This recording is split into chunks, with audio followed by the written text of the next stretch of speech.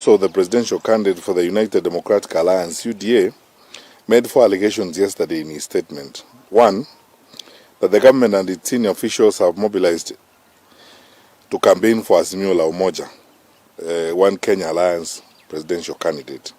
Two, that the national government administrative officers, especially chiefs and their assistants, are being mobilized to rig next week's general elections against the UDA presidential candidate through suppression of voter turnout and or buying or holding identification cards. Three, that the cabinet secretary and the principal secretary in the Ministry of Interior and Coordination of National Government and government administrative officers in the Rift Valley, and they actually named 4 of our officers, I'm going to talk about them, have been holding meetings illegally and planning to provoke ethnic conflict in that part of our country. And fourthly, that the government, through the Communication Authority of Kenya and the Kenya Power and Lighting Company, plans to interfere with the conduct of the general elections by disrupting the communication networks and electricity supply.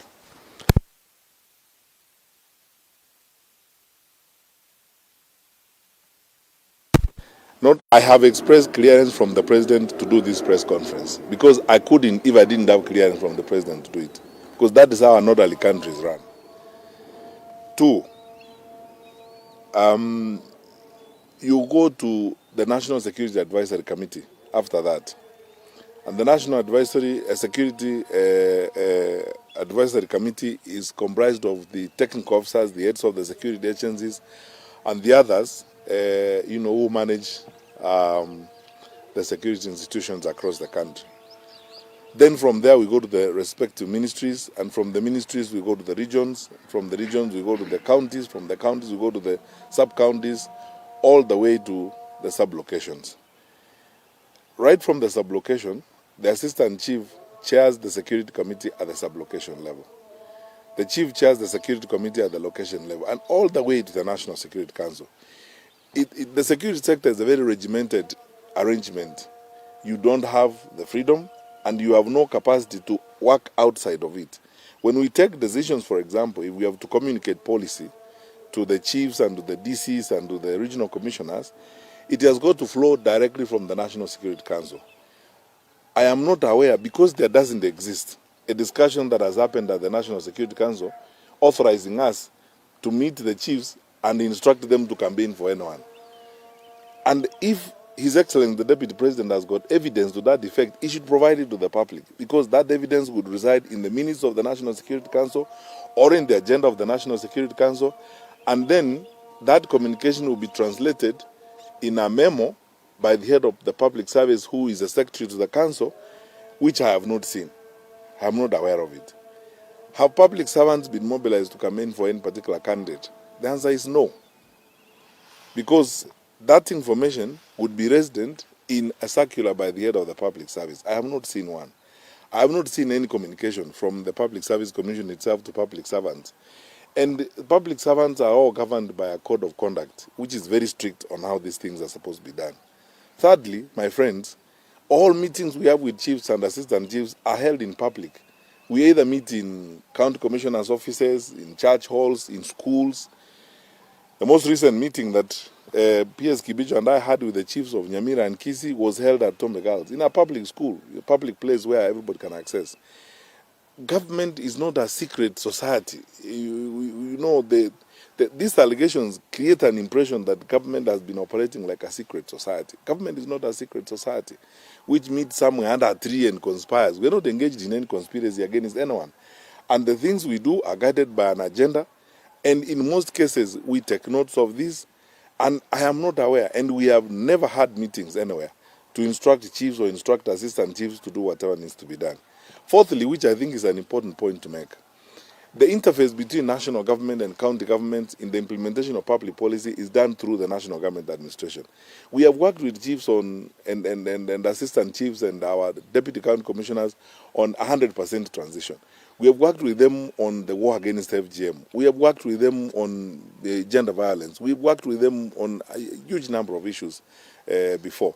And we hold these meetings openly. Right now, as I speak to you, the Ministry of Health is running a campaign jointly with the Ministry of Interior on the triple threats, the resurging numbers of HIV/AIDS cases across the country, gender violence, sexual harassment, and so on. And the Ministry of Health officials and health parastatals are teaming up with chiefs and assistant chiefs across the country to hold meetings, such as happened in Kiambu last week, and the meetings are taking place across the country. If you see chiefs and assistant chiefs meeting with public health officials, that is what they are discussing. And all these people going there, how can it be that we go to those meetings to discuss elections or voting for this person or the other person? There's nothing truthful about this. All these are just lies. Plainly speaking. Have the PS and the CS been involved in mobilizing chiefs and intimidating them? How can you do it? Because we are bound by our constitution, we are bound by our law. We work in a manner that we know we must be accountable for the things we do. And for anything we do, we can and will be called to account, on anything we do. I am not aware, and actually I can speak authoritatively, that my peers and I have not engaged in these kinds of things. Every time we have had meetings, we sit down with these wonderful people to review security deployment, to do, planning for the country, to ensure that, our people are being sorted out and are being managed well across the country. I was in Molo the day before yesterday, where we had a large meeting looking at what are the issues that we have to deal with? Are we prepared? Are we ready? With all the 14 county commissioners and all the 14 county police commanders and the teams that form or comprise the Rift Valley. And we've done this the week before I was in Coast Province for the same reasons. We are not meeting to tell chiefs what to do. Finally, suffice it to say, chiefs are not children. They are not 12-year-olds to be guided and to be dictated upon. I can tell you for a fact, about half of the chiefs and assistant chiefs in the country are even older than me. Some of these are seasoned people, very experienced people, very well trained. We have relied upon them on a number of issues. Now, it's very sad, honestly, that the Deputy President singles out 4 of our senior administrators. The County Commissioner for Uasin Gishu, Mr. Kihara, the County Commissioner for Nakuru, Mr. Mbui, the County Commissioner for Trans Nzoia, Mr. Ojwang, and our Regional Commissioner for Rift Valley. And to make allegations that are not substantiated, my friend, even the most rudimentary way of addressing issues, even the most basic of common senses, will tell you that if you allege that a meeting has taken place, supply the dates and say, on 17th of July, at this particular time, Mr. Mali Mohammed, the Regional Commissioner for Rift Valley, met A, B, C, D. How can you, honestly, make claims like those against senior administrators, just sweeping claims that you cannot substantiate, you are not able to prove that these people are having night meetings, they are moving around and so on and so forth? It is unfortunate that is coming from a senior leader in the country. We know these officers, they work for us. We work with them. We have faith in these 4 officers. Our 47 county commissioners in the country, our 8 regional commissioners in the country are some of the senior-most officials in the national government administration. Some of them are very highly trained and experienced people. Mr. Maalim, who's being insulted in this case and being accused falsely, is a decorated officer. Our new regional commissioner for Rift Valley, Mr. Mali Mohammed, is a decorated officer who has an impeccable record, and his file is there for everyone to see, who has served as county commissioner in more than 6 counties in the country. His performance has been rewarded even by the Public Service Commission. He has been named the Public Servant of the Year before, even before we ourselves started working with him. This is a decorated officer who is now being accused of doing illegal things. It is unfair that you would treat public officers in this kind of manner. And on that note, I want to say this to all my brothers and sisters in the National Government Administration and in the police service, at all ranks, from Assistant Chief to Regional Commissioner, from police constables to the Inspector General. You are the people who have held this country together during times of challenge such as this. Unfortunately, we cannot speak like them, like the politicians speak. So we don't have the licenses of language to insult people and say all manner of things. Let us mind our country. There's a country to manage. Ignore these things. Do not be discouraged and do not be heartbroken. Do not be disheartened. We will all be accused of all manner of things. I know that at a time like this during the campaign, nerves are raw, and people are now venting their frustrations, their bent-up emotions and disappointments and so on, are all now being vented, and the anger is being projected on public administrators. Let us carry on. Many of my senior colleagues, like the regional commissioners, Mr. Thuku is here, have done elections more than I have done. Some of our senior police officers who are standing here with me, our Deputy Inspector General of Police, Mr. Mbowa, DIG Gabo, and all these wonderful people, our own Inspector General of Police, Mr. Kinoti, you've done elections before, more than now. Let us just persevere, remain focused on the work that we have to do, and deliver for the country. That is the work we have at hand. And we cannot speak like those people. We don't have that license of lying, to the public and saying things we cannot justify. Unfortunately, though, I have also noted cases where members of that group of politicians even try to single out the chiefs and name chiefs and try to profile chiefs and so on. On that particular one, I want to be very frank. Mr. Kinoti knows this. We are documenting every one of these criminal activities because profiling public servants like chiefs and assistant chiefs, circulating their numbers and accusing them falsely, is endangering the lives of our public servants. These crimes are not covered by the statute of limitation. Some of these leaders need to know they can and will actually be held to account at some point in their lives for some of these things. People have to be responsible in the things they do. I can't stand up in the country and point out and say Mr. Gabo is doing ABCD when I have no evidence. So that now I incite the public against the DIG in charge of administration. This is irresponsible behavior. And this is unconscionable conduct. But for some of these leaders, they think it's fair game and it's okay to say the things they are saying and to do the things they are doing. But it's unfortunate for our country. Finally, and I'm going to give you a copy of this statement. Kenyans need to know this. The government has not mobilized any public servants to campaign for anybody, period. Chiefs and assistant chiefs have not been mobilized or instructed to campaign for anyone, period. We do not operate that way. Our responsibility is defined by the law. We are working very hard, working with fellow Kenyans to ensure we support the IEBC to conduct free and fair elections. That we shall do with commitment. We will look neither to the right nor to the left. We will remain focused on that goal to ensure that we serve our people. I am not aware of any scheme or any effort to influence the Communications Authority of Kenya or any effort to influence the Kenya Power and Lighting to switch off power. Sometimes in a civilized world, some of these claims, I find them too cheap and too ridiculous to even think about.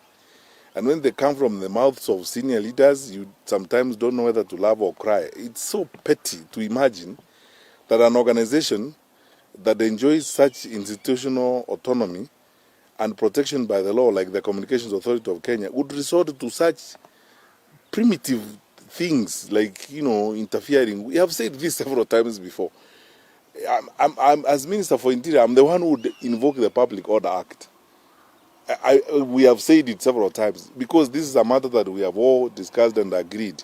We are not going to shut down the internet. We are not going to interfere with social media and so on. Why would we do that? Kenya is come of age. Kenyans are mature people. I agree with His Excellency, the Deputy President. It's true, Kenya has a shortage of fools. And I think that applies more to some of those petty claims that he's making and so on than anything else. Because really, how would you, Communication Authority of Kenya, with the reputation they have. By the way, people forget, we sit at the International Telecommunication Union as a country at the ITU. We are very respected at the ITU. Kenya has taken its place of pride and honor in the ICT sector in the globe. How would we resort to doing some of those petty things like, shut down the internet, or CAK has been instructed by who? To do what? There's nothing. There's no evidence in any of those claims that have been made. And I think at best, and this is my conclusion, Kenyans should just ignore those things, treat them with the extreme contempt they deserve, and focus on the election day. Let us go, like law-abiding citizens, queue, vote, elect our leaders, and wait for what the IBC will tell us. Our democracy has come of age. This is a wonderful country, and God has been gracious to us. We will do our bit, as I believe every Kenyan is determined to do their bit to ensure we have a free and fair election. And ignore these bent-up frustrations that are being vented on security officials and chiefs and so on. We just are on the receiving end of some people's frustrations and disappointments and you know, unnecessary anger, you know, and so on. Thank you. I can take a few questions.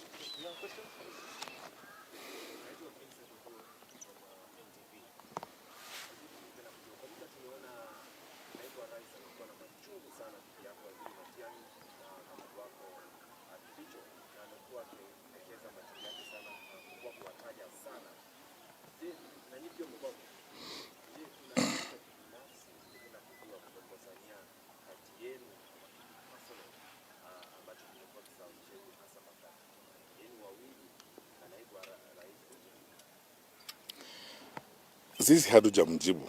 But you see, when you ask that question, it's two-way. Do we have a problem with His Excellency the Deputy President, or he has a problem with us?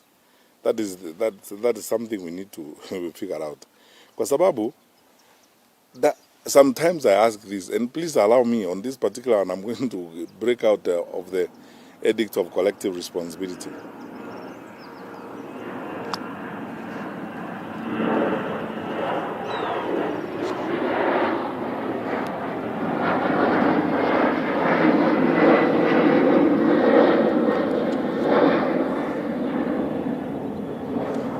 Yeah, so I was saying, you know, on this particular one, sometimes I ask myself the question, does His Excellency the Deputy President think anything of anybody? If you look at our sector, there's a pattern to this. I may be mistaken to think, in my view, from the observations I have had, and I'll be very frank with you, that maybe there are two groups of public servants in his worldview. The group that would worship him and bows to him and kiss his shoes, which are the group of human beings, or the group that has the temerity even to say no or seek clarification, which is a group of animals. In our sector alone, who does he think anything about? Kinoti ni Mujinga, Inspector General is incompetent, Kibicho and myself are animals, you know, and it's a pattern to this. For the time I have been at the Ministry of Interior, I can say this publicly, he likes to quote God. But God is seeing all of us talking here. The pressure under which we have come before to even sack Natembea, for example. I have not seen a regional commissioner in Rift Valley that the DP did not want sacked. We came under intense pressure to fire Natembea, even as county commissioner in Narok, then as regional commissioner to fire him from him, insisting he must be fired, even without providing reasons why we should fire him. I think sometimes, as I said, there is a pattern to this, because if you look at the entirety of the security sector, the way we are standing here, if Kinoti ni Mujinga, Inspector General is useless, and these are officers, our DCI is somebody who has been respected enough by his colleagues on the continent to be elected to the board of Interpol. Our Inspector General is somebody who has been respected enough by his colleagues to be elected the president of Afripol. So, on full view of the TV screens, his colleagues, fellow inspectors general across the continent, see his senior insulting him and calling him incompetent. Don't worry about me. Maybe me and PS Kibicho are the animals he describes us to be, or whatever the case may be. Does he think anything about anybody? So it's a question where you should ask yourself, is it us who have a problem with him, or he has a problem with us? But I think for the record, and on this particular, and I can speak for my brother here, how can you have a problem with your senior? We don't have a problem. Hatuna shida na yeye at all. Sisi tumepewa majukumu ya kufanya, na sisi ni watumishi wa serikali. Tunafanya vile tunaamrishwa na wakubwa wetu, na yeye ni mmoja wa wakubwa wetu. Lakini yale ambayo sisi hatuwezi kufanya, hatuwezi kuvunja sheria, na hata yeye mwenyewe anaelewa. Wakati tumeitilafiana, wakati mambo anataka tuvunje sheria, labda hapo ndio shida iko. Labda shida ya Kibicho na mimi ni kusema la. Two letter word, no. Kusema no for something. And even these officers I know, vile wanatusiwa ni kwa sababu labda wakati mwingine wamesema hapana kwa mambo fulani kama hayo. Kwa hivyo sisi hatuna shida na yeye, labda ana shida na sisi yeye mwenyewe, lakini mimi sijamuuliza na sijakuwa na nafasi ya kumuuliza, na labda sitakuwa na nafasi ya kumuuliza kwa sababu najua katika protocol ya serikali, unajua hata mkono huwezi kunyoosha mkono kwa mkubwa wako, unangojea mkubwa wako akusalimie. Yeye mwenyewe ndiye anakuambia vile tunaendelea. Sasa siku ile atatuambia vile sisi ni nyang'au ni nini, sote tutaendelea tu, lakini nafikiri wazazi wetu wanajua hawakuzaa nyang'au, walizaa binadamu.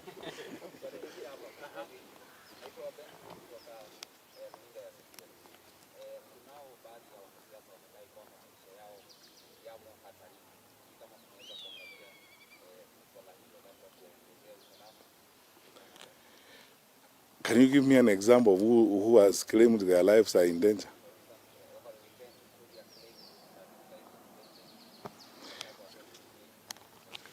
Please, let me explain this, and my colleagues here will allow me to say something which is not usual. The decisions we make in the security sector are driven by data and accurate information. The Inspector General or the DCI or the DIG Mbogo or DIG Gabo will not make a decision based on whims or ordinary things. And we collect information on a regular basis all the time. And we are driven by data. You know, we are intelligence-led in the decisions we make. There's something in the security sector we call a threat profile.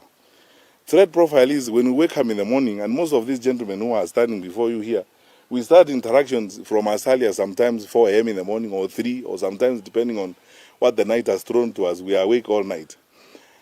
We look at what are the major threats we are facing as a country, and we start working on them. And we have a threat profile where you look at, you know, Al-Shabaab is now giving us problems, blah, blah, they're targeting this, they're doing this, and so on. Then you go all the way from number 1 to whatever number, as it were.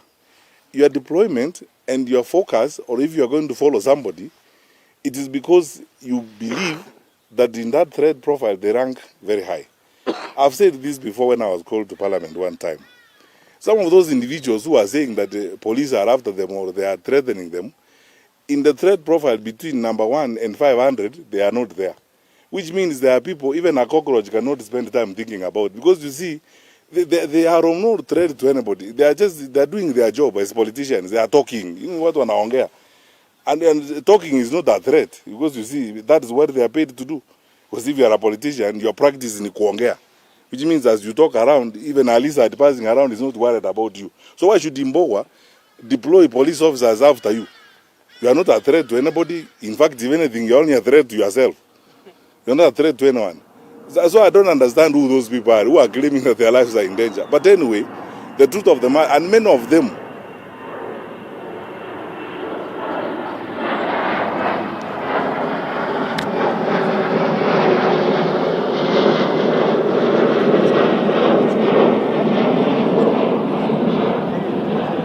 sorry about that. I hope we will finish before another plane. So those who are making those claims, some of these sympathy-seeking or sympathy-craving, publicity stunts about, oh, my life is in danger and so on, police are after me. And these gentlemen have better things to do. And as I told you, if they have to go to look at somebody, they look at the threat profile. Where do you feature? If between number 1 and 600, you don't feature, why would a senior police officer like, Tiombo spend time on you, honestly, and deploy police to look after you? You are not a threat to anybody. You are not a threat to anybody. If anything, you are a threat to yourself. So why would we now say you put police officers behind you and so on? So people keep making all these silly claims around. But anyway, anytime anybody has come up and said, I have a problem, and genuinely there is a problem, the Inspector General has always deployed. In fact, even this morning I was meeting some observers who were asking me, there are political leaders who are saying they need more security. Anyone who has walked up to the Inspector General Police or any of his structures and requested for additional security will get it. And let me repeat it here again today. Wherever you are, Mr. So-and-so, Madam So-and-so, wherever you are, if you feel that you actually need more protection and more security, please walk straight to the police station next to you, talk to the OCS there and report the matter, or look for your sub-county police commander or your county commander, whoever you will meet. We will give you security that you need. It is your right. We will not be doing you a favor. It is your right and it's our duty to make sure that you are safe. But these other claims that people are making, as I told you, when you look at the threat profile and you discover the person who's claiming that, oh, his life is in danger and we have deployed police vehicles to follow him around, you discover it's somebody who, as I've told you, even a cockroach will not bother to think about for a second time.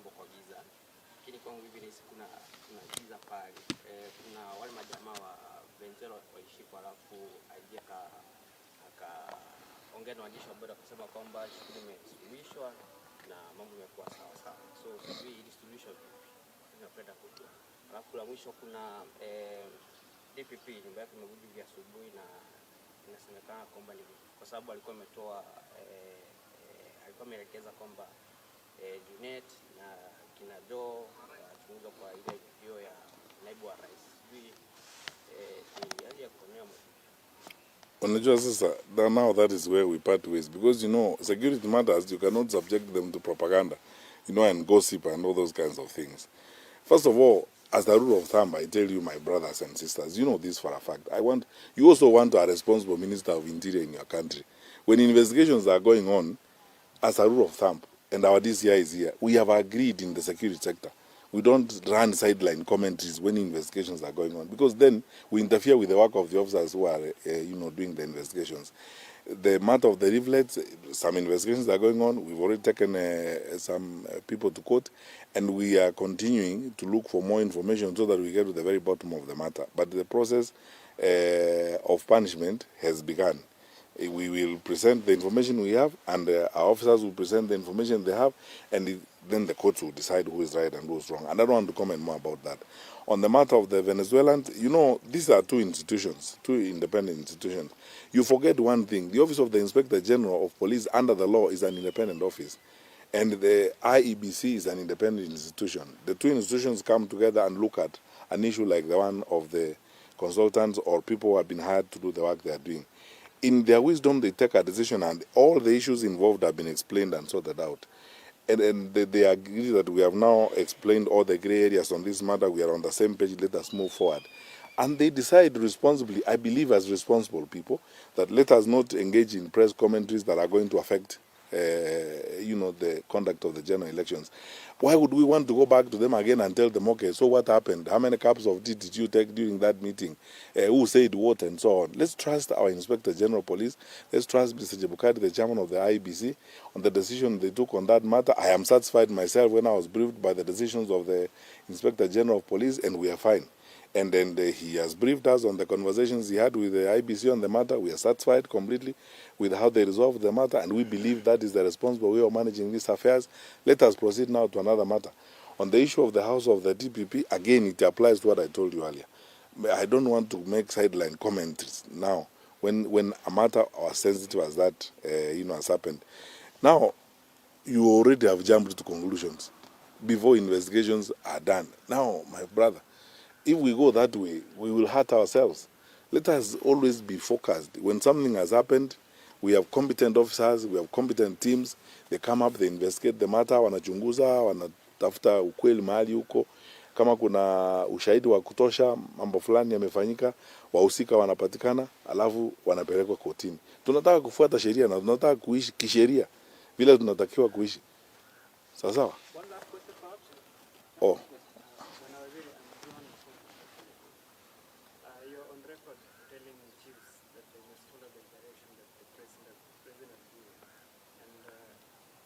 Also been publicly campaigning for the don't you think, as a high-ranking official, don't you think this amounts to pressuring officials to take a side? No, I will explain, and those are two different issues, and thank you for asking me the question. Number one, and I repeat it again, in a society of our kind, and all societies around the world, leadership is organized in the manner in which our leadership is organized. Can you imagine a case where the president says one thing and the minister says another and the inspector general says another? We don't want chaos in our society. In the security sector, when it comes to policy and implementation of government policy, we queue behind the president. That's what I've told chiefs. If the president says 100% transition from primary to secondary, and I want every child in school, how can you not do it in your location when you are a chief and the president has said that? If the president has committed himself, even at the UN, on goals that we must meet on this FGM thing, how can you tell me as a chief that you're not going to go around the villages to fight FGM, because that is what the president has said, and that is what national government has committed itself to. So this is what we must do, and I will repeat it again. Now and any time in my life, even when I am not Minister for Interior, I would wish that the next Minister of Interior also lives that way. Organizes the national government infrastructure to queue behind the president and national policy. That is how we manage the country. Because imagine a case where the president says, we are going to work with the Ministry of Education to fight examination cheating. Then tomorrow the chiefs say, no, us, we are not going to do that kind of thing. What kind of country are you going to have? So that is what I meant when I tell chiefs, and I tell them even to this day, on national policy, and when the president takes a decision on the matter and the president spells out a position, I am the first to queue behind my president, and I'm followed by my colleagues. That is how it is going to be, and that is how it should be, for us to have an orderly environment. On the question of elections and campaigns, let's stop pretending about one thing. Even the judges of the High Court, the judges of the Court of Appeal, and the judges of the Supreme Court will vote. But the matters on which they are voting, some of them may come before them. There is a clear line between my inclination and my responsibility, my obligation and my inclination. All of us here, the way we are seated here, even my colleagues here, I don't know, some of them are Muslims, they go to the mosque on Friday, others are Catholics, they go to church on Sunday, others are Anglicans, they go to church on Sunday, others like me are Seventh-day Adventists, they go to church on Saturday. But when we come to work, we have our obligations. I will not wear the lenses of my religious inclination. I will not wear the lenses of my faith. I will, if you come before me, I will not ask you where you belong to and where you come from. I am not supposed to do that under the law. I have an obligation. I have a legal obligation. So there must be a line drawn between legal obligations and personal inclinations. To pretend here that people do not have any, even our officers, police officers will vote. They have inclinations. They may have preferences. But they know that when they wake up in the morning and they are wearing kofia, kirauni, na wanabeba bunduki, they are going to work. They are going there to serve every Kenyan. And they will not ask every Kenyan, where did you vote? No, no, no. That's you are not allowed to do. So let us agree on this particular matter. There is a very clear line between obligations and inclinations. And there's nothing wrong with people having, inclinations. That is why we are a democracy. That people have opinions, they have preferences, and no one forces anyone to. You don't have to agree with me. You don't have to I don't have to agree with you. But I can express myself and say, as far as I'm concerned, I think this is the way we should go. That's my opinion. Even in the offices where we work, we have different opinions sometimes on issues. But we don't sack people because they have expressed differences of opinion, because we understand the line between obligations and inclinations. And this is what people oftentimes confuse and so on. The Constitution says the President will appoint cabinet ministers who are technocrats. It doesn't say the President will appoint robots, switch on and switch off robots to the cabinet. In any case, by the way, some of the politicians who are hypocritically parroting that around the country are the same ones who keep saying, perhaps we should have ministers who are elected members of parliament who sit in parliament. So what is what? Because these contradictions sometimes are interesting. Let's be very plain and very clear. I will not lie to you. I have inclinations and I have preferences. But I'll also be very sincere with you. I will deliver on my constitutional obligations without fear or favor. And when it comes to that, I will remove my inclinations and serve every Kenyan as I'm supposed to serve. And I've done that before. And everyone else who's serious has done that before. But let's stop these excuses, saying, oh, you have expressed preferences and so on. We express preferences all the time. That's why you are dressed in jeans and I'm dressed in suits. I mean, that's a different way of looking at things. Thank you.